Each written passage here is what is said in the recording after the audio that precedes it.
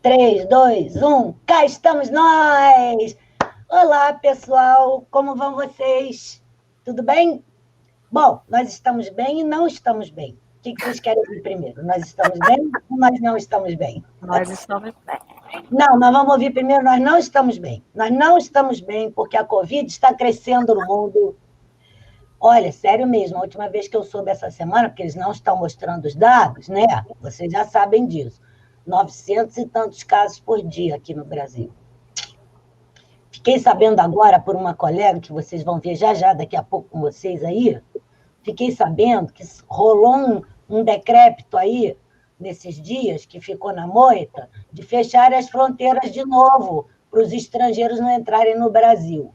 Tá? Porque o mundo está vivendo a segunda onda e a gente que nem saiu da primeira já vai se chafurdar na segunda também. Ou seja, vão ficar com a primeira e a segunda, assim, encruadas bem no Brasil.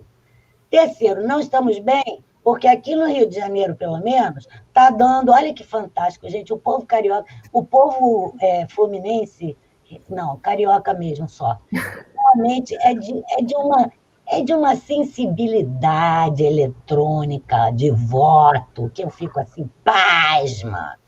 Está dando Eduardo Paes e Crivella. Olha só para isso, gente.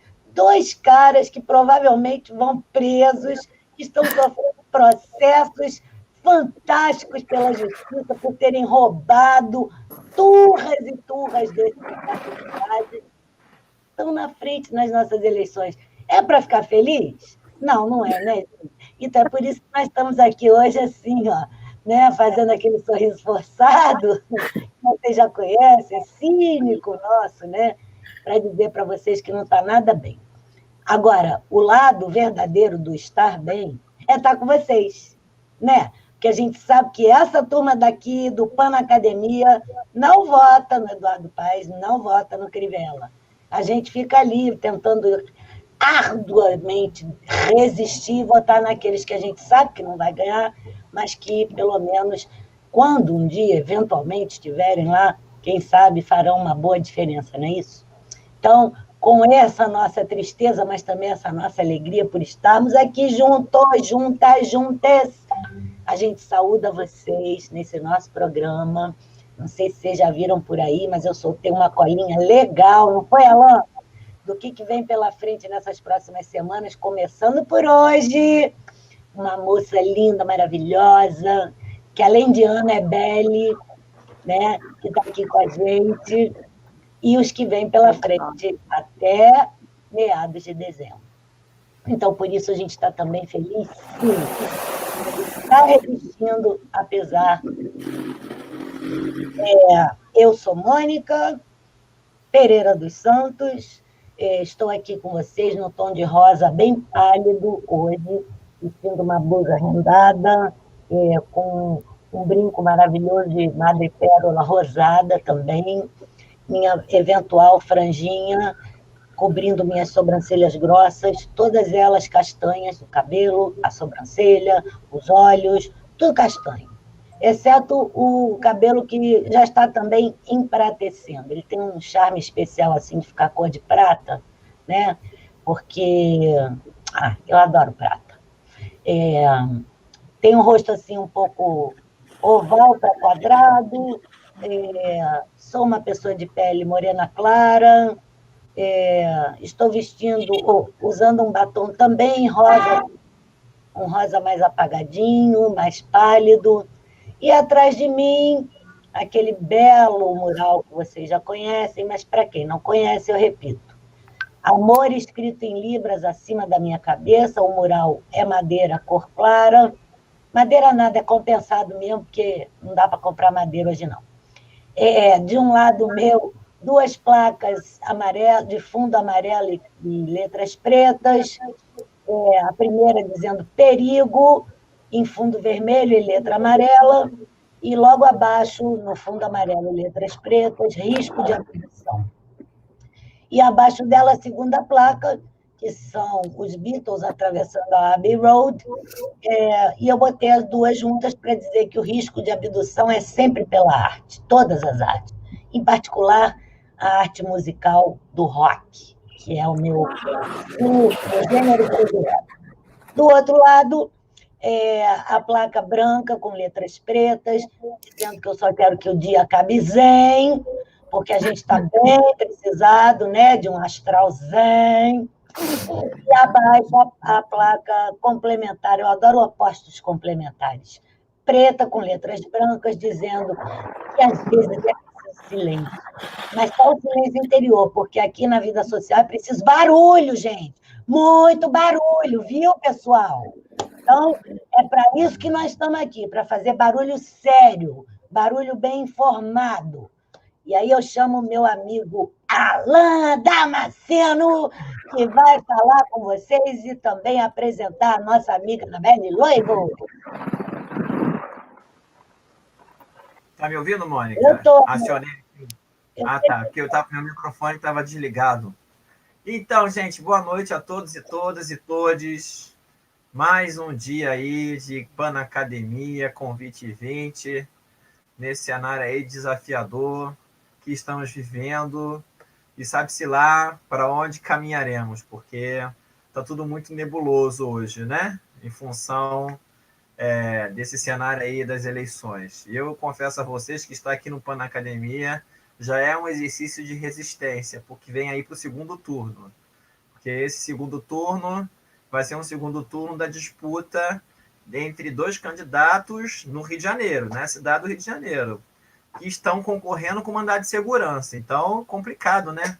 Tantas opções, e o Carioca vai colocar no segundo turno dois candidatos que podem não assumir, ou se iniciarem, nem concluir o mandato. Enfim, ou seja, isso revela o quanto o desafio vem se agigantando a cada dia, e que o processo democrático não se consolida só com a eleição, se consolida com as bases que se esvaíram da educação política, né? As pessoas votam, sabe lá por quê, mas enfim.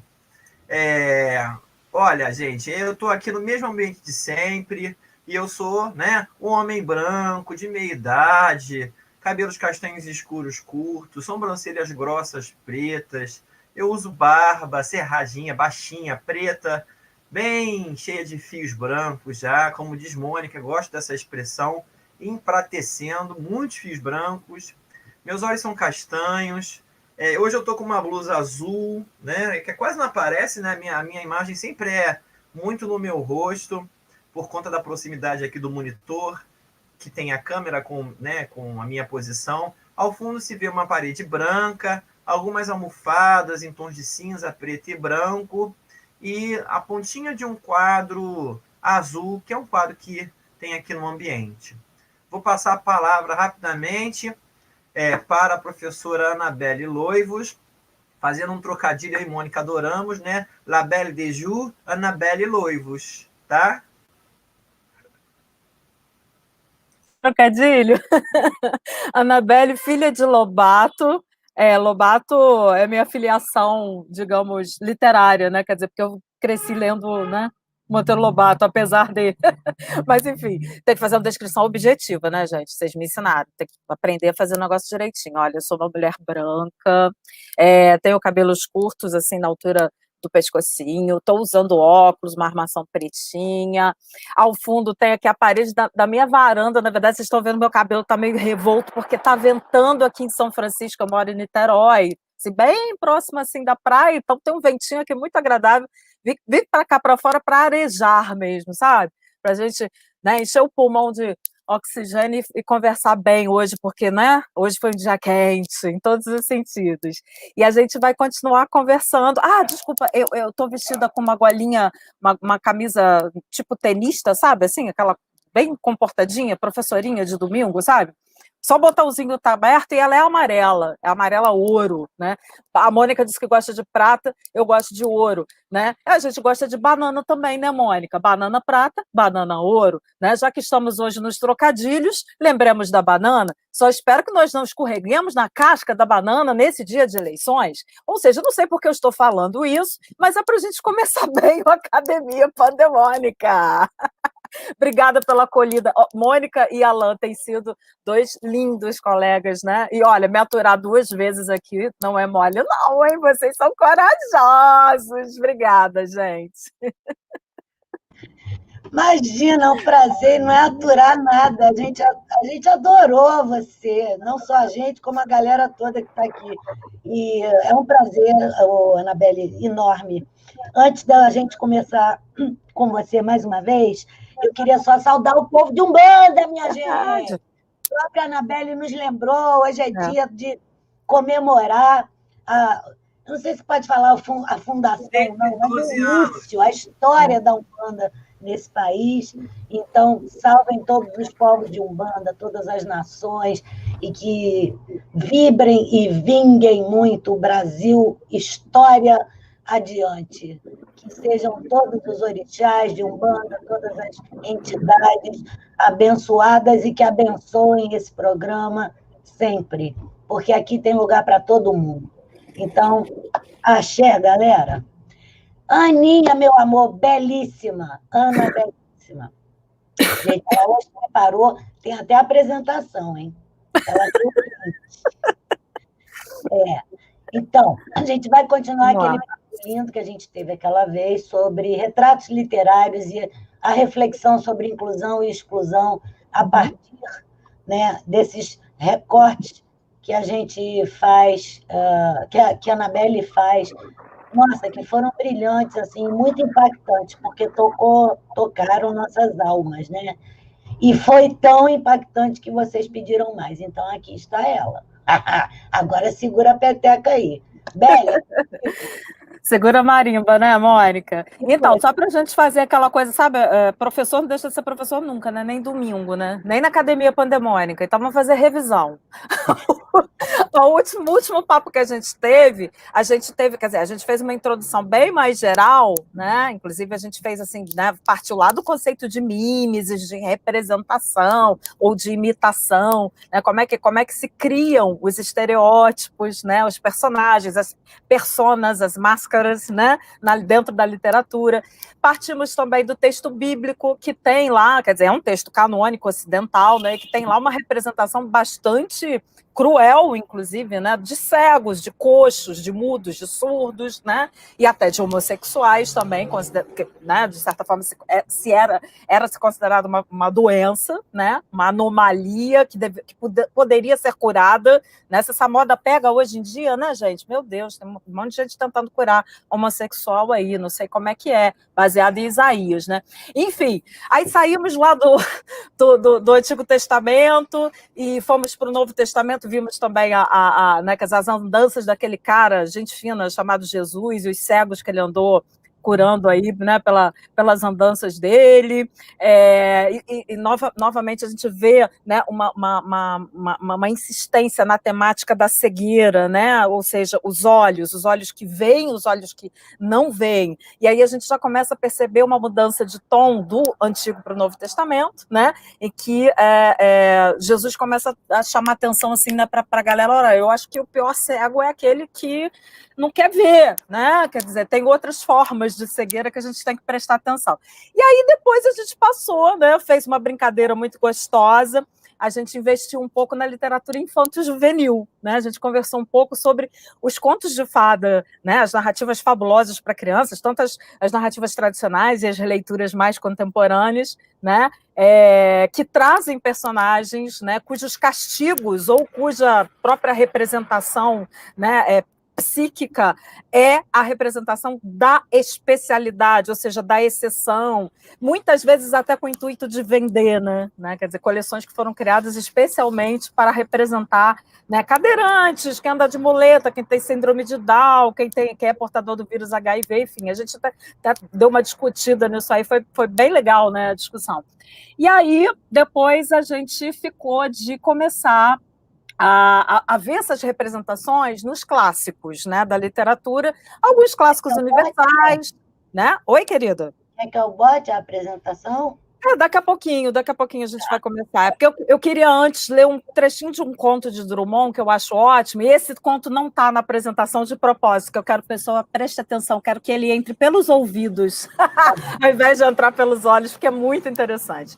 E aí a gente fez Pode deixar, Moniquinha, que assim que eu precisar eu te sinalizo, tá? Legal, obrigada. Aí, Nada, querida. Aí a gente partiu, por exemplo, do Corcunda, né, do Quasimodo, lá do Victor Hugo, né, o Corcunda de Notre Dame, né, e fomos partilhando algumas leituras, só que não deu tempo da gente passar muito daí, né. Eu cheguei a ler um poema com vocês, do Manuel de Barros, maravilhoso, né, em que ele dizia que queria ser como o velho toque-toque, ploque-toque-ploque da ladeira. E também um pequeno poeminha do Drummond, quando ele ainda era estudante do Colégio dos Jesuítas, lá em Nova Friburgo, né, terra querida, muito querida, e que ele dizia que ele olhava para a santa que tinha lá no corredor, e ele via que a santa tinha um defeito, né, deve ter caído, uma santa de louça ou de, sei lá, de argila, ela não tinha o nariz, mas ainda assim ela, né, quer dizer, os padres garantiam que ela fazia milagres, né? E o Drummond terminava o poema assim: levávamos alimentos, esmolas, deixávamos tudo na porta da santa, mirávamos petrificados. E o verso final é: porque Deus é horrendo em seu amor. Vejo como o Drummond, né, representa a santa, né? Parece que a gente vê ainda essa santa lá nos corredores do Colégio Anchieta, né? E aí, o que a gente ficou de fazer? A gente ficou de, aí sim, né, agora para esse encontro de hoje, a gente trazer trechinhos mesmo, trechinhos, né, importantes, impactantes, dessas figurações, dessas referências a pessoas com deficiência, principalmente na literatura, né, na ficção brasileira, né, e aí eu pego um espectro desde o finalzinho do século, né, não finalzinho não, ainda tem até do início do século XIX também, né, a gente vai ver aqui alguma coisa de José de Alencar, vai ver alguma coisa de Júlia Lopes de Almeida, Machado, e na literatura contemporânea. E também, se der tempo, no finalzinho, eu trouxe 3 trechinhos de autores que não são brasileiros, mas que escrevem em língua portuguesa, que são autores, né, de Portugal e também das ex-colônias africanas, né, bem legal, assim, né, da gente né, também ver como é que essas referências são feitas por outros grandes mestres da literatura em língua portuguesa. Agora sim eu vou pedir à Mônica, para a Mônica me ajudar para fazer o seguinte, na verdade, antes de apresentar o José de Alencar, eu separei aqui um trechinho do Drummond que eu acho ótimo, é um conto do Drummond chamado Caso de Ceguinho. Vejam bem o título, né, gente? Caso de Ceguinho. É um conto em que aparece em quase todas as antologias escolares, e eu me lembro de ter lido esse conto lá na minha antiga 8ª série, né? E foi com um desses, né, uma dessas crônicas de Drummond que eu conheci o Drummond poeta, né? Que tinha outra pegada, enfim. Mas o conto dizia o seguinte: num determinado momento, assim, né? Que é o momento mais importante. Você não viu o letreiro? É expressamente proibida a entrada. Desculpe, mas o senhor não está percebendo? A bengala branca palpava o terreno. Ele era cego, um rapaz tão bem apanhado. 2 ou 3 funcionários se aproximaram, enquanto o servidor que fizera a pergunta encabulado ia dando fora. Os óculos pretos do ceguinho, todo cego é ceguinho no coração da gente, ocultavam-lhe pudicamente o mal. Cercado de moças, pareceu então mais à vontade, dirigiu-se a uma delas, por acaso a mais bonita. Sei que não é permitido, disse ele. Peço 1000 desculpas, mas a necessidade me obriga a isso. Não quero seu auxílio. É que eu vendo blusas, sutiãs, essas coisinhas de mulher, compreende? As moças, então, entreolharam-se. O regulamento não admite comércio em repartição pública, ainda mais repartição da fazenda. Mas pode haver um regulamento para ceguinhos? O ceguinho, então, abriu a valise de avião e foi tirando de lá os seus artigos. Pedia licença para estender a blusa no peito das moças, para que elas vissem o efeito.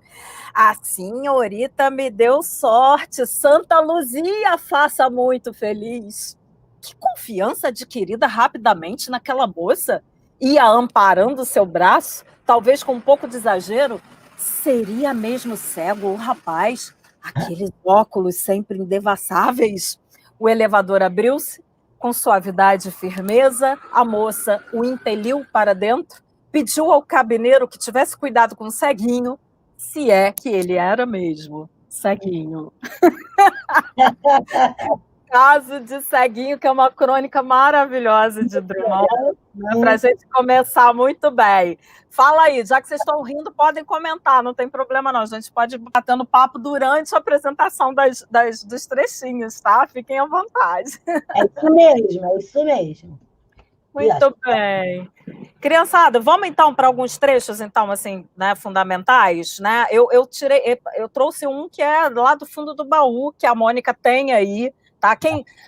Eu gosto de fazer uma leitura dramatizada, não sei se vocês já perceberam, né? Que eu falo muito com a mão, com a cabeça, né? Enfim, que eu espero que, na ausência da intérprete, alguma coisa da minha figura, pelo menos, fique gravada aí com vocês. Então, eu vou continuar fazendo a interpretação dos textos, mas vocês vão ter a opção de vê-lo na tela junto com a Mônica, né?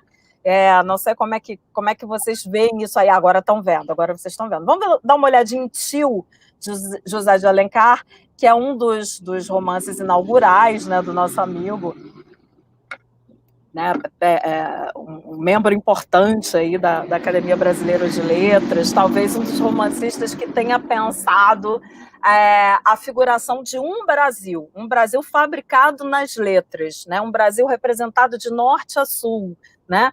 E Tio está mais ou menos nessa pegada, né? Para quem leu o Alencar, né, no seu antigo ensino médio, no ensino técnico, se lembra que ele tinha um planejamento de mapear o Brasil de norte a sul através da literatura, trazendo os aspectos específicos de cada região. Então, ele tem títulos como O Sertanejo, O Tio,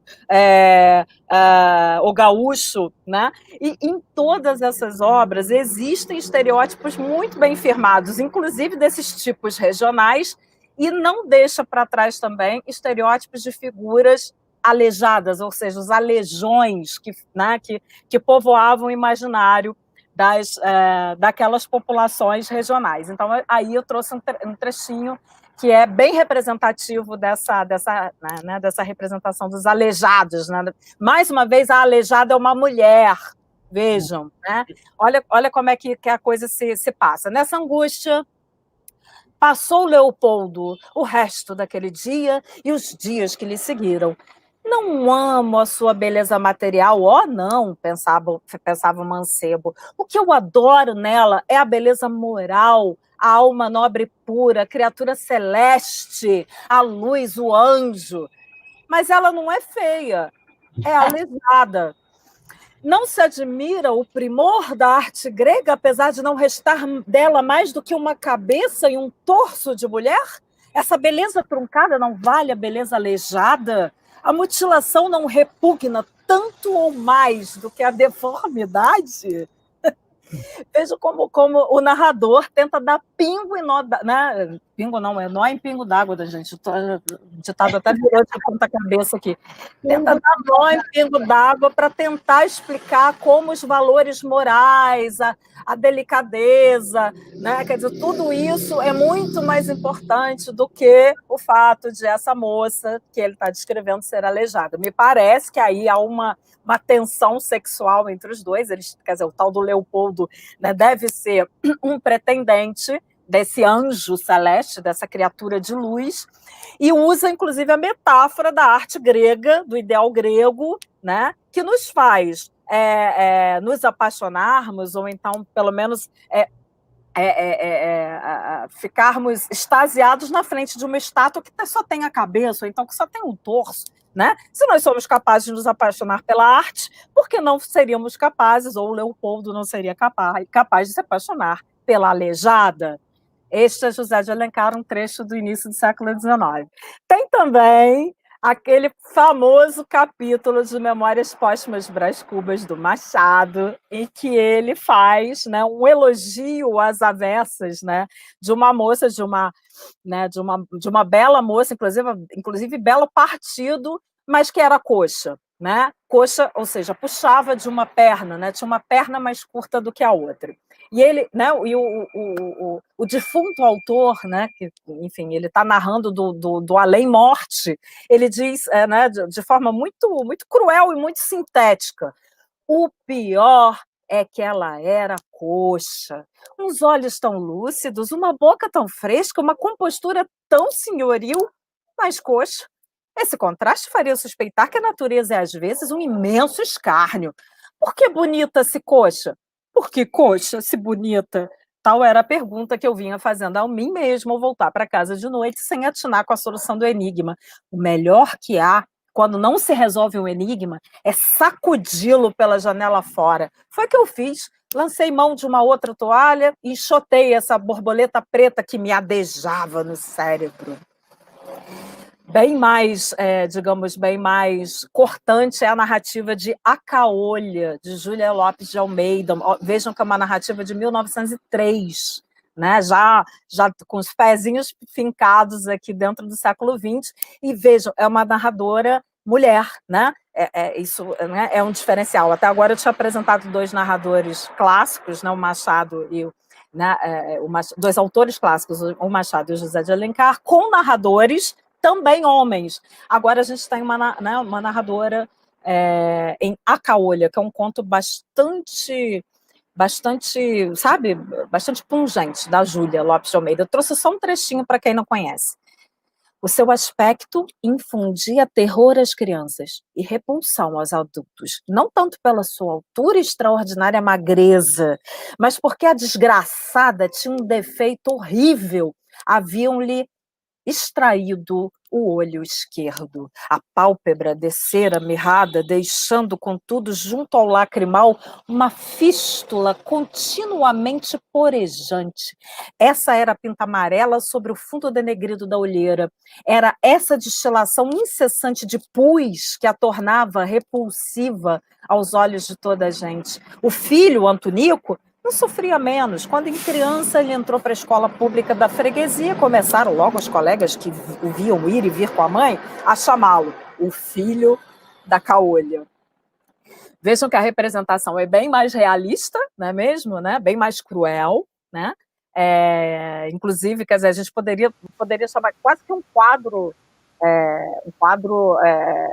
enfim, naturalista, né? Oi, diga. Na verdade, ela não era caolha, ela tinha visão monocular. Pois é. E essa riqueza de detalhes de uma pálpebra que desce mirradinha, mas ali no cantinho tem um ponto de pus que nunca para de lacrimejar, né? E isso, né, quer dizer, confere ao texto uma certa repugnância. Eu acho que essa é a intenção, né, da narração, enfim. Tem também o conto Ânsia Eterna, né, também da Júlia Lopes de Almeida, que também traz alguns traços, aí já é de cegueira, né, o traço de cegueira, mas, novamente, há uma personagem retratada de forma muito cruel. Olha como é que ela constrói isso. Todos os seus traços eram regulares, mas de tudo que mais me impressionou, viva e extraordinariamente, foram seus olhos, de um azul escuro, triste, onde me pareceu sentir uma alma grande, séria, capaz de todas as lutas e de todos os sacrifícios. Eu nunca vi uns olhos assim. A mãe reergueu-se e veio apressadamente ao meu encontro, agradecendo muito. A outra ficou sentada. Cumprimentei-a timidamente, não me respondeu. Logo corei, interdito. A mãe, então, murmurou com tristeza, indicando-a com um gesto, num tom de desculpa. É cega. Essa cena é a cena de um rapaz que vai tentar fazer a corte, né, a uma menina muito bonita, né, de quem ele já estava, sabe, namorado, via aquela menina todos os dias ali com a mãe, no jardim, os olhos lindos, um azul escuro, diferente. E aí, quando ele, né, consegue se aproximar da menina, a própria mãe diz para ele, olha, com muita tristeza, né, ela é cega. Vejam que são duas palavras apenas, duas palavras, mas que estigmatizam totalmente a personagem, né? Muito bem. Vamos dar um pulo mais para o meio lá do século XX, numa novela genial do Guimarães Rosa, chamada Campo Geral. Tem um menino que é muito, muito safadinho, que é o Miguelinho, né? O Miguelinho tem miopia. E isso era muito ruim para ele, porque assim, ele não enxergava as coisas com clareza, e ele sempre ouvia a mãe falar de um tal de Mutum, que o Mutum era lindo, que o Mutum era isso, que o Mutum era aquilo, que é um outro personagem, mas a miopia que ele tinha não deixava ele enxergar, né? E aí o narrador faz uma síntese muito poética, né, dessa tentativa de enxergar aquilo que não se pode, né, e por isso se imagina, se passa a imaginar. Olha que legal. Miguelin redescobre o mundo através dos óculos emprestados do Dr. Lourenço, que viera em visita. Além de lhe dar a luz de seus olhos, percebendo que Miguelin era míope, o doutor convida o menino para ir com ele em direção a uma outra vida e estudar. Miguelin, antes de partir, novamente toma emprestados os óculos do doutor e agora sim, ele tem certeza de que o Mutum é bonito. É bonito de fato, né? Para a gente continuar na mesma vibe do Rosa, né? Também tem um menino de recados, né? Que é o personagem da novela O Recado do Morro. É um menino chamado Guegué. E esse menino, que é um anjo papudo, idiota, é assim que ele é descrito pelo narrador, ele convoca todo mundo para ouvir o toque alucinado do sino da igrejinha, né? E expressa esse fervor da loucura, né, da personagem. Olha como Rosa faz isso de forma muito bonita, em uma pequena frase, muito sintética. Era só aquela fúria, dada lava, dada loava o sino, também fervia do juízo. E todos o chamavam de louco, né? Era o louquinho do sino, né? Quer dizer, aí ele foi dado essa tarefa porque se achava que era a única coisa que ele sabia que ele era capaz de fazer naquela comunidade, tocar o sino da igreja, né? Dando mais um pulinho, eu me lembrei também de ter lido na minha adolescência, cara, nossa, foi um encontro muito cruel com Marcelo Rubens Paiva, né? O filho, Infeliz Ano Velho, né, que é uma autobiografia que relata aí o acidente que ele teve, né, foi dar um mergulho lá num lago, né, nas margens da rodovia dos Bandeirantes e ficou tetraplégico e depois ele descreve isso, né, no Feliz Ano Velho e também, quer dizer, claro que com as memórias da ditadura e do pai que foi, né, desaparecido pela ditadura, né, o deputado Rubens Paiva. E eu acho muito bonito esse trechinho que ele diz assim: saíram todos e lá estava eu, deitado naquela cama, sem mexer nada além do pescoço, ao lado de uma velha, gorda, morta. Foi aí que eu descobri o que é uma UTI. Aquilo não tinha o mínimo sentido. Gente, eu não sei se vocês tiveram essa experiência, mas eu sentia, era uma coisa muito engraçada, ao ler o livro do Marcelo, eu deixava por alguns minutos de sentir as minhas pernas também, né? A descrição dele era tão naturalista, tão realista, né? E tão trágica, né? Que aquilo me tomava fisicamente, né? Quer dizer, a narração tinha uma força muito forte, né? Muito pungente. Torturado é um romance recém-lançado, dá um pulo mesmo agora aqui para o século XXI, mas assim, eu tirei um trecho bem representativo do romance, porque é um romance do Itamar Vieira Júnior, tá? E tem duas protagonistas, tá? A Bibiana e a Belonísia. Essas são duas meninas pré-adolescentes, elas são filhas de trabalhadores de uma fazenda lá no sertão da Bahia. E aí tem uma cena que é muito cruel, em que uma dessas irmãs se torna muda, porque ela própria mutila a própria língua quando ainda era criança. Né? E o narrador conta esse trecho conta exatamente a cena em que ela se mutila e por que se mutila. Vamos ler juntos, que é de uma beleza incrível. Esse romance tem tudo para ganhar prêmios e prêmios aí nesse ano. Vamos lá. Vi os olhos de Belonísia cintilarem com o brilho do que descobrimos, como se fosse um presente novo, forjado de um metal recém-tirado da terra. Levantei a faca, que não era pequena nem grande diante dos nossos olhos, e a minha irmã pediu para pegar. Eu não deixei, eu queria ver primeiro. Vi parte do meu rosto refletido como num espelho, assim como vi o rosto da minha irmã mais distante. Belonísia tentou tirar a faca da minha mão e eu recuei. Me deixa pegar, Bibiana. Espere! Foi quando coloquei o metal na boca tamanha era a vontade de sentir seu gosto. E quase ao mesmo tempo a faca foi retirada de forma violenta. Meus olhos ficaram perplexos, vidrados nos olhos de Belonísia, que agora também levavam metal à boca. Junto com o sabor de metal que ficou em meu paladar, se juntou o gosto do sangue quente, que escorria pelo canto de minha boca semiaberta e passou a gotejar de meu queixo. O sangue se pôs a embotar de novo o tecido encardido de nódoas escuras que recobria a faca. Belonísia também retirou a faca da boca, mas levou a mão até ela como se quisesse segurar algo. Seus lábios ficaram tingidos de vermelho. Não sabia se tinha sido a emoção de sentir a prata ou se, assim como eu, tinha se ferido, porque dela também escorria sangue. Tentei engolir o que podia. Minha irmã também esfregava rápido a mão na boca, com os olhos marejados e apertados, tentando afastar a dor. Vi o olhar assombrado de minha avó, que desabou sua mão grossa na minha cabeça e na de Belonísia. Ouvi Dona Ana perguntar o que estávamos fazendo ali, porque sua mala estava fora do lugar e que sangue era aquele? Falem, disse, nos ameaçando arrancar a língua que estava, mal ela sabia, em uma de nossas mãos. Esse trecho é uma porrada no estômago da gente, né? Claro que aí, a partir dessa narrativa, a gente vai saber qual das duas irmãs, de fato, teve a sua língua cortada involuntariamente, né? Pelo fio da navalha, pelo fio da faca, aquela faca de prata, sabe, Dona Mônica, que causou tanta... né, tanta emoção e comoção nas duas meninas, né, quer dizer, a ponto delas quererem provar o gosto do metal, né? Muito bem.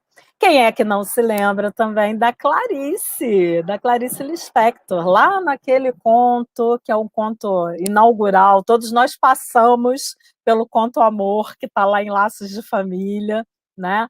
E esse conto é super legal, porque é a história de uma mulher, ela se chama Ana, e ela foi fazer compras e vai voltar para casa de bonde, tá? Ainda no tempo dos bondes, no Rio de Janeiro. E junto com ela, no bonde, sobe um cego. E ela, né, quer dizer, ela se senta de frente para ele e é inevitável ter que encarar o cego. E aí acontece uma explosão de sentimentos, de pensamentos conflitantes. Ela se incomoda com aquele cego na frente dela, até porque o cego mascava chicletes. Vamos relembrar, Clarice? Adoro esse conto. Alguma coisa intranquila estava sucedendo. Então ela viu o cego mascava chicles. É um homem cego que mascava chicles. Ele mastigava goma na escuridão, sem sofrimento, com os olhos bem abertos. O movimento da mastigação fazia-o parecer sorrir e, de repente, deixar de sorrir. Teria esquecido que havia cegos? A piedade a sufocava. Ana respirava pesadamente. Com horror, descobria que pertencia à parte forte do mundo. E que nome se deveria dar à sua misericórdia violenta? Seria obrigada a beijar o leproso? Pois nunca seria apenas sua irmã. Um cego me levou ao pior de mim mesma, pensou espantada. O que o cego desencadeara caberia nos seus dias? No estilo bem clariciano, né? Quer dizer, aquela sensação de que algo está por se revelar, né? E ao mesmo tempo, né, as personagens ficam naquele tempo suspensivo, né? Parece que elas não conseguem responder as próprias mastigações. Por que aquele chiclete está ali? Quer dizer, tudo isso vai ser literalmente mastigado pelo leitor. O leitor é que vai, né, tirar as suas conclusões. Agora, não deixa de ser muito interessante a forma como ela dá vazão a essa representação, né? Olha, que negócio é esse? Será que eu faço parte da parte forte do mundo e eu tenho que ter piedade por um cego? É isso mesmo? Eu tenho que abraçar o leproso? Vejam quais são os famosos white people problems, né? Uma coisa bem, bem clariciana. Ainda tem o conto Miopia Progressiva, mas como ainda é de Clarice, sugiro que vocês depois leiam com mais calma, né? Eu vou deixar todos esses trechos à disposição de vocês depois, tá? Eu queria dar uma parada aqui para fazer um comentário sobre a figura dos anões, Tem vários contos e vários romances na literatura brasileira que os anões, né, estão lá, fazem parte, né, do imaginário, e geralmente ou é um imaginário fantasioso, ou então há um aspecto né, um aspecto sombrio, né, de mutilação, né? Quer dizer, o corpo do anão, um corpo diminuto, o corpo que não tem, né? Quer dizer, como se ele não fosse, não, é um corpo entendido como inacabado, né? Ele ainda não cresceu, só que a gente sabe que ele nunca vai crescer. Então tem vários contos maravilhosos. Um deles eu recomendo a vocês, valeria a pena até uma leitura na íntegra, só que não ia dar tempo da gente fazer aqui. É um conto chamado As Formigas. Oi, querida. Belinha, tá cheio de gente querendo falar com você, criatura. Vai parar? Eu tive que parar aqui. Não conversa, né? Senão Deixa eu o povo só não contar a conversa história com dos você. anões, rapidinho, a gente termina com os anões, aí a gente conversa. É para eu contar de novo? Pode ser, tanto faz. Eu só ia fazer essa recomendação, é um conto que se chama As Formigas, da Lígia Fagundes Telles, e que tem um anão que só aparece nos sonhos da personagem principal. Esse anão aparece. Tá aqui? Não, ele não tá nos trechos, porque ele é um conto gigante, é um conto que tem 16 páginas, e eu, assim, não me senti à vontade de tirar 2 ou 3 frasezinhas dele só para mostrar os anões. Quer dizer, o anão. Mas vale a pena, ele tá, né, disponível na internet, se vocês colocarem lá As Formigas de Lígia Fagundes Telles, vocês vão achar. E é um conto fenomenal, porque o anão ele aparece de 2 maneiras. Ele aparece num caixão de ossos de anão, tá? Que está debaixo da cama onde 2 meninas vão morar numa pensão para poder fazer faculdade. Uma vai fazer medicina, a outra vai fazer direito, e elas acham no quartinho que elas vão morar, debaixo da cama, um caixão de ossos. E esse caixão de ossos, elas descobrem, né, que são ossos de um anão. E esse anão passa a comparecer nos sonhos, nos pesadelos, nos piores pesadelos de uma dessas meninas. Não, vale muito a pena vocês darem uma olhada, né, nesse anão. E depois, se puderem, deem uma lida nos 2 contos que eu sublinhei aí nos nossos trechos. Um é de Verônica Stiger, que é uma escritora contemporânea. O conto se chama Os Anões. E um outro que se chama O Senhor Vai Mudar de Corpo, do Raimundo Carreiro, que também tem aí uma referência a um anão, e vocês, né, depois vão ver aí com calma. A gente vai conversar, enquanto a gente vai conversando, eu vou tentar arrumando aqui as coisas que eu não consegui falar, os casos, quer dizer, outros livros e outros autores que ficaram para trás, mas assim, na conversa eu vou enfiando as historinhas, pode ser assim? Acho que é melhor, né, para a gente otimizar o tempo. Mas fala aí, gente. O pessoal está doido para assim, interagir um pouquinho com você. Isso! Vamos lá. Desculpas, tá? Vai, Alan, é contigo. Vai lá, Alan. Então, olha, nós temos aqui algumas perguntas. A primeira delas foi feita pela Rosângela, que é uma interlocutora assídua, né, Mônica, aqui no nosso programa. Beijo, Rô. Essa narrativa da autora de 1903, que você fez anteriormente, né, trouxe o conto, né, um trecho, na verdade, da obra, fez ela pensar nas bruxas, né, e sobre elas, com as suas personagens horrendas, feias, corcundas, velhas. Ela pergunta para você, não seriam muitos estereótipos de exclusão? É uma provocação que ela está trazendo para o nosso debate. A Maria de Lourdes Corrêa diz, Belle, ainda que sem nenhuma intenção, podemos dizer que Mary Shelley, é isso? Ao criar Frankenstein, se vinga de toda a literatura que desqualifica as mulheres nas suas diferenças físicas?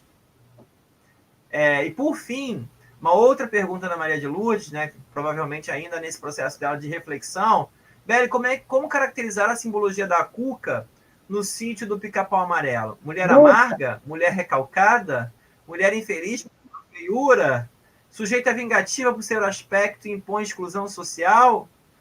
Por hora, são essas as provocações. Não, uma coisa interessante que as meninas tenham se voltado para o seu universo infantil. Olha que legal. Essas meninas, a Rosângela e a Maria de Lourdes, elas devem ter mais ou menos aí a nossa idade, né?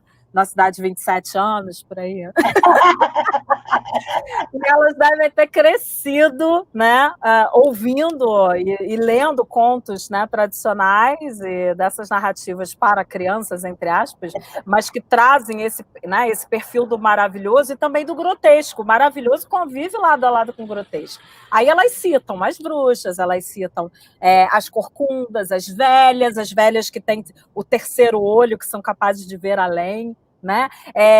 Citam também os monstros, né? Os monstros fabricados, né? O Frankenstein, por exemplo, ele é composto de pedaços do coração humano de não sei quem, do braço de não sei mais quem, etc. e tal, que não está muito longe, por exemplo, das narrativas até de ficção científica, né? A gente vê aí, quer dizer, os robôs, de que são constituídos. Tem robôs que são programados para amar, como no Inteligência Artificial, do Steven Spielberg, né, e do Stanley Kubrick, né, que, aliás, é um filmaço, né, um filmaço profético até. Enfim, e aí, aí a Lourdes termina lá a listagem de mulheres e de corcundas e de velhas com a Cuca do Sítio Capão Amarelo, né?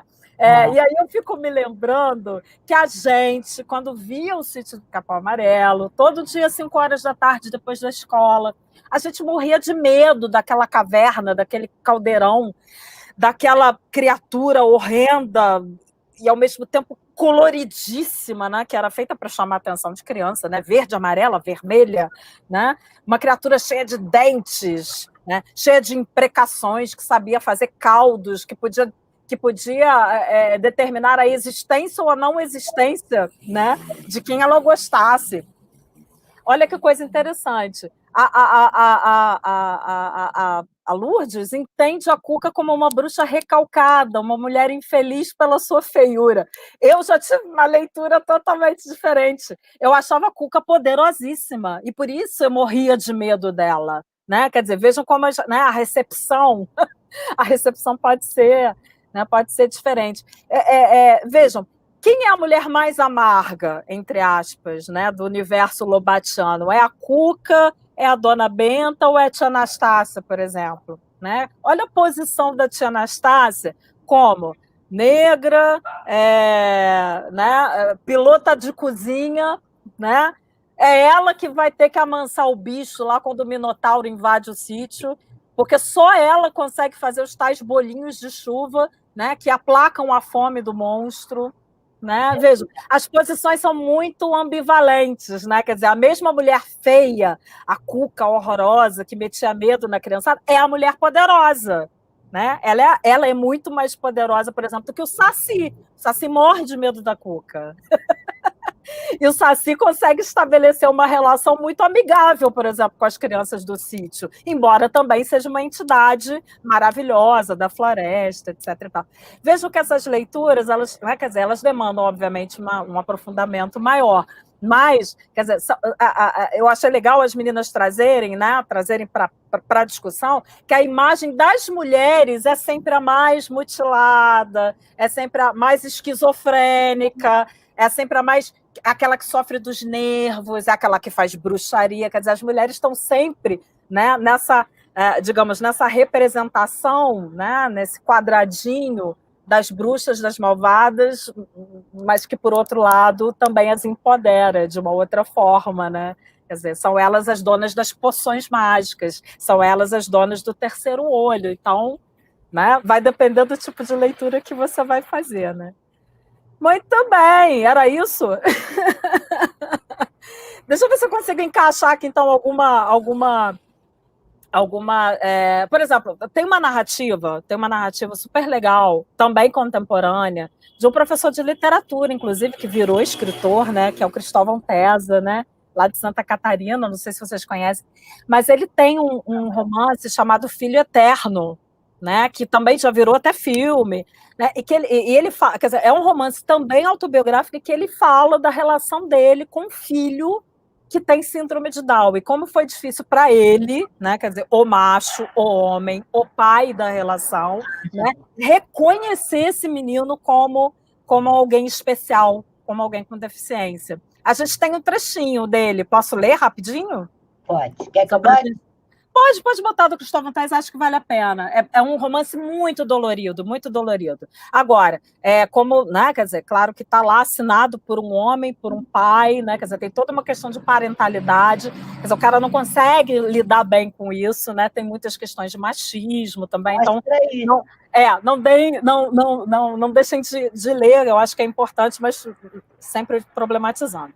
O trechinho que eu trouxe foi o seguinte, abre aspas, ele divaga, criando ele mesmo uma síndrome que cada vez será mais intensa em sua vida. A crescente incapacidade de concentração para ouvir alguém mais demoradamente. As pessoas deveriam falar por escrito, ele sonha.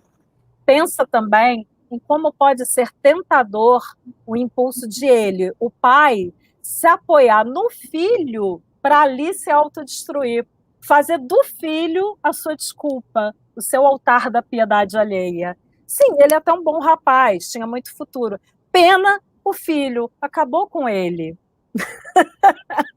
Eu, como militante feminista, acho isso aqui um primor de machismo, mas é esse tipo de discurso que a gente vê, né, na boca dos pais que fazem a malinha ao primeiro sinal de que, opa, tem filho down na parada, mamãe, se vira, o filho é teu. Isso é uma coisa que dá um debate bem importante, né? E me lembrei...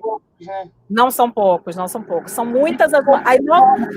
Qualquer deficiência, isso acontece. Exatamente. Aí, novamente, a gente coloca a questão de gênero, né? A questão de gênero vem com muita força. Quer dizer, são as mulheres, novamente, quer dizer, aquelas que eram bruxas na representação, elas agora são as mães que ficam com o resto, com o rebotalho, com o filho que foi enjeitado pelo pai, né? E para o qual o pai vai dar pensão, assim, achando que está fazendo, né? Que está cumprindo sua responsabilidade social. Não, dou pensão, te vira. Né? É a coisa mais ou menos por aí, muito triste, né? Falando a respeito disso, nós vamos ver aqui em breve uma história diferente dessa, sabe, Anabelle? Que vai ser muito legal e quem vai falar com a gente é uma pessoa que viveu essa história, que é a Letícia. Ela mesma vai contar aqui a narrativa dela para a gente. E é um caso exceção. O pai foi quem ficou com ela. Que legal isso. Foi bem legal a gente ouvir isso aqui. Então, muito bonito. Bonito, Letícia, quero ouvir mesmo. Quer dizer, essas narrativas precisam mudar de foco, porque senão a gente vai continuar cristalizando narrativas como essa do Filho Eterno do Cristóvão Tesa, né? Enfim, trouxe também uma narrativa, só para a gente lembrar, quer dizer, um dos grandes teatrólogos do século XX, né? Grande polemista, reacionário da pá virada, mas torcedor do Fluminense, então eu gostava dele, sabe? Assim, enfim, ninguém é perfeito. Nelson Rodrigues, não sei se vocês sabem, mas o Nelson teve uma filha, né, especial, né? E aí eu trouxe um trechinho de um conto em que ele né, de forma muito delicada, até fora dos padrões Nelson Rodriguianos, ele fala dessa descoberta da excepcionalidade da filha. Também está lá no trechinho que eu trouxe, bem rápido. Ele diz assim, desde criança, eu tenho medo de ficar cego. Mas se isso acontecesse, eu... fiz uma pausa e completei. Era um tiro na cabeça.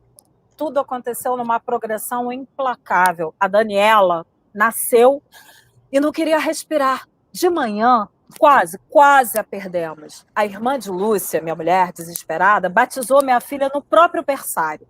Lúcia quis ver a filha logo no dia seguinte ao nascimento e veio numa cadeira de rodas, empurrada por sua mãe, Dona Lidinha. Voltou chorando e dilacerada de felicidade. Eu também fui espiar a Daniela pelo vidro do berçário. Uma enfermeira apareceu e me perguntou assim, o senhor é avô? Respondi, vermelhíssimo. Mais ou menos. Tão miudinha era a garota que cabia numa caixa de sapatos. 2 meses depois, doutor Abreu Fialho passou lá na minha casa, viu minha filha, fez todos os exames. Meia hora depois, descemos juntos. Ele estava de carro e eu ia para a TV Rio. Ofereceu-se para levar meu posto 6. No caminho, foi muito delicado, teve muito tato. Sua compaixão era quase imperceptível, mas disse tudo. Minha filha era cega.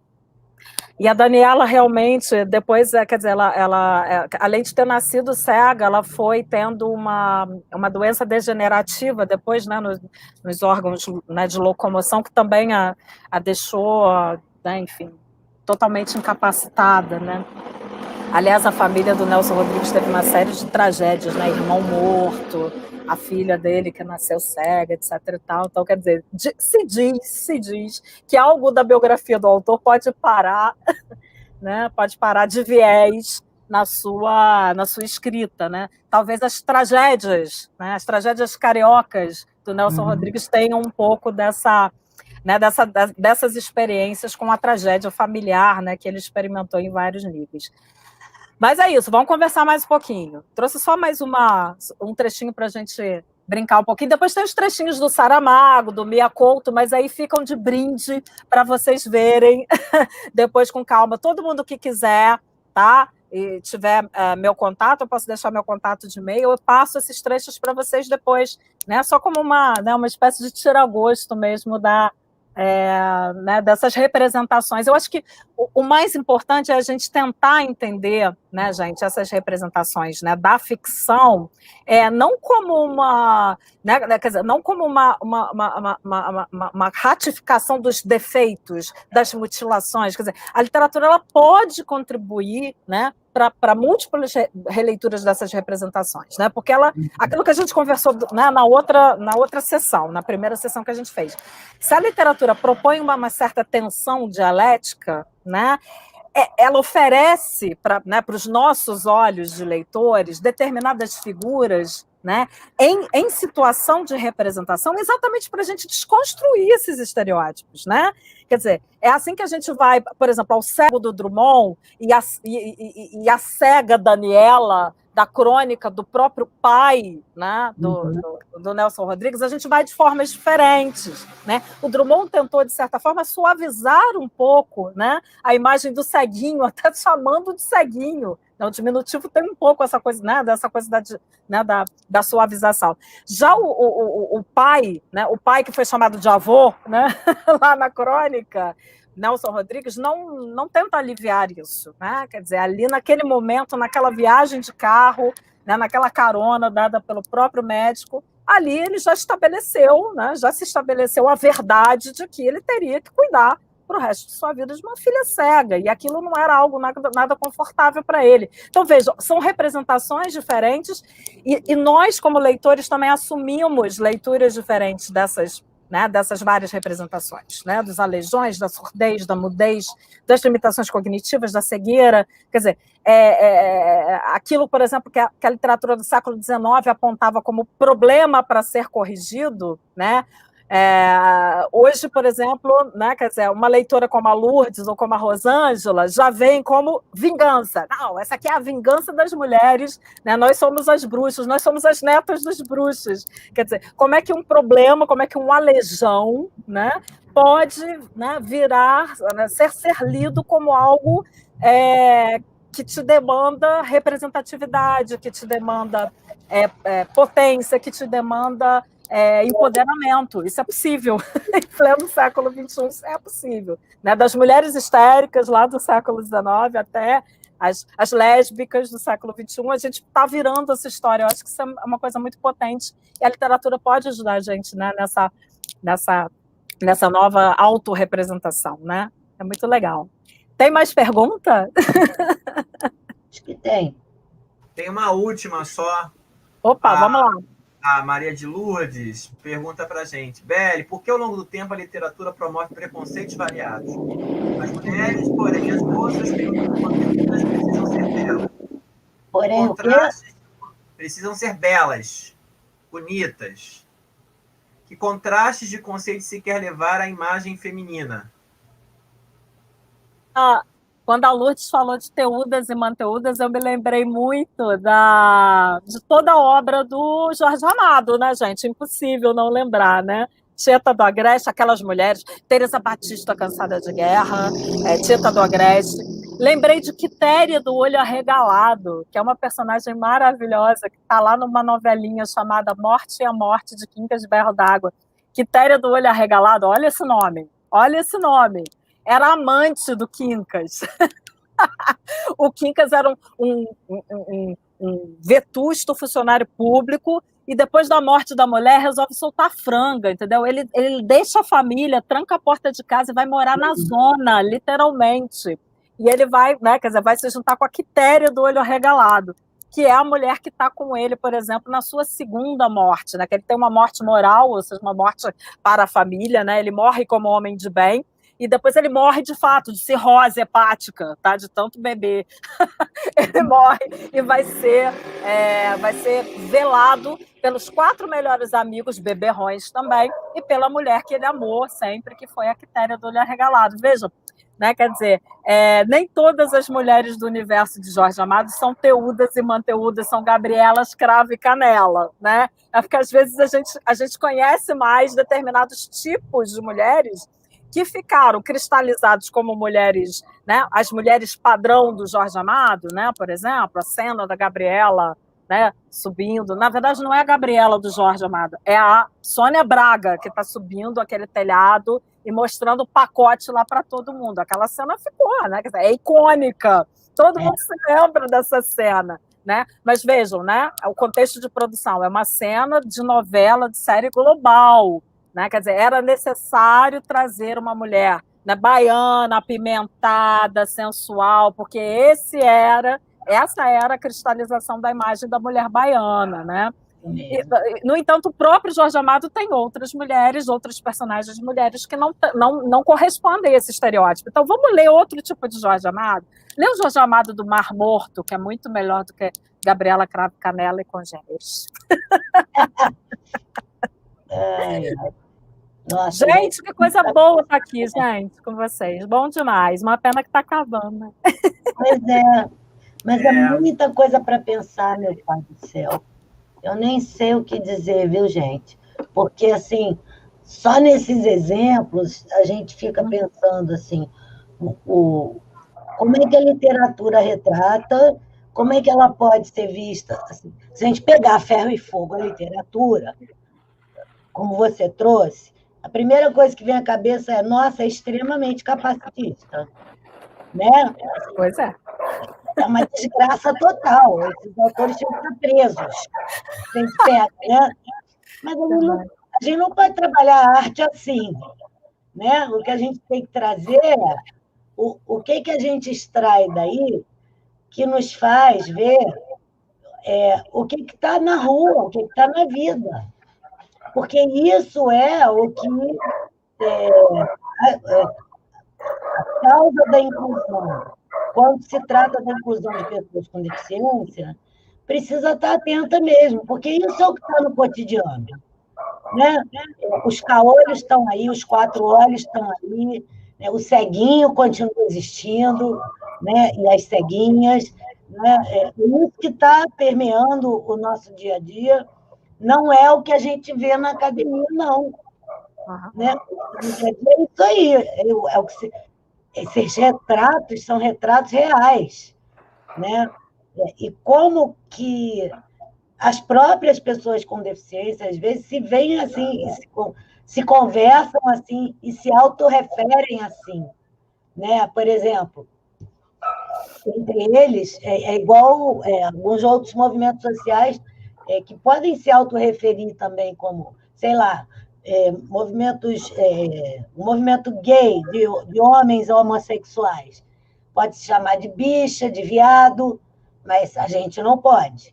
Né? Conheço muitas pessoas com deficiência que podem se chamar de chumbados, né? É claro, a gente não pode. Como também nos movimentos negros. O negão, o colé preto, né? Não é qualquer um, evidentemente, que pode se chamar assim. Né? Ou como as mulheres lésbicas podem se chamar de sapatas. Nós não. Quem não é, não. Nós que eu digo é quem não é. Enfim, então, assim, são coisas que estão aí no cotidiano, tanto por quem é do movimento social contra as discriminações e os preconceitos, e aí eu acho que é um uso no sentido autorizado, eles e elas podem, evidentemente, mas também do ponto de vista negativo, de quem usa mesmo para tentar ferir, para tentar humilhar, para tentar ofender, enfim, né? E aí não é legal, evidentemente, porque não há autorização para isso, né? É lógico que quando a gente fala das artes utilizando isso, eu acho que aí é outro papo, não tem como julgar e nem é esse o caminho. O que a gente pode e deve extrair daí é exatamente isso. O que a gente aprende daí, né? E como que a gente pode fazer disso um bom motivo, não só para as nossas reflexões, mas uma boa base, mas também assim, uma tremenda fonte de inspiração para sairmos só da reflexão e partirmos para as ações. Eu acho que é nisso que as artes nos inspiram muito, nos ajudam muito. Essa força assim, de, cara, isso me tocou fundo, e agora? O que eu posso fazer? Como que eu posso ser daqui para frente? Né? Porque eu entendo que inclusão, a luta pelas inclusões é isso. Né? Como que eu posso gerar força dentro de mim, apesar de tudo, né? E fazer daquilo que me incomoda um movimento de potência, de criação, né? De luta mesmo, né? Contra essas coisas que nos incomodam, né? Imitando a arte, né? É a vida imitando a arte um pouco, né? Tentando ser mesmo rebelde, né? Com causa, com muita causa. Enfim. Gente, mas olha. O papo está muito bom, mas está na hora. Mas sempre me cabe esse papel ruim de falar The Happy End. Mas eu te amo, você pode me falar sempre que eu te amo. Maravilha, vocês dois. Gratidão, viu? Maravilhoso. Queria agradecer muito, agradeço também as meninas e os meninos que estavam aí no chat colaborando. A Rosângela, né, que já estava na outra sessão, a Lourdes também, sempre juntinho com a gente. Coisa boa, gente. E aí deixei meu e-mail, tá? Para a gente trocar figurinha e trocar os textos, né? Maravilha. Eu mando para vocês. Tá bom?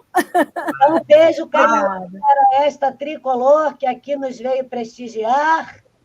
E para vocês, amores, semana que vem estaremos falando sobre indígenas. Isso. E essa é uma importantíssima que tem a ver imperdível. Com toda a nossa Amazônia querida. Beli, muito obrigada, te amamos, volte sempre. Muito obrigada, Moniquinha. Domingo muito gostoso com vocês, tá? Obrigada. Resistindo sempre juntos, hein? Cuidem-se, amem-se. Bola para frente e para cima, gente, alto astral. Aí lá vou eu desligar, porque eu sempre esqueço que sou eu que desligo. Beijo. Beijo, gente. E leiam. Muito. Muito. Se incomodem muito com a leitura. Beijo. Tchau, Alan, te amo. Já falei que eu te amo hoje. Tchau, meu amor, eu também te amo. Beijo, beijo. Pode ir, tá, gente? Ei, que beleza!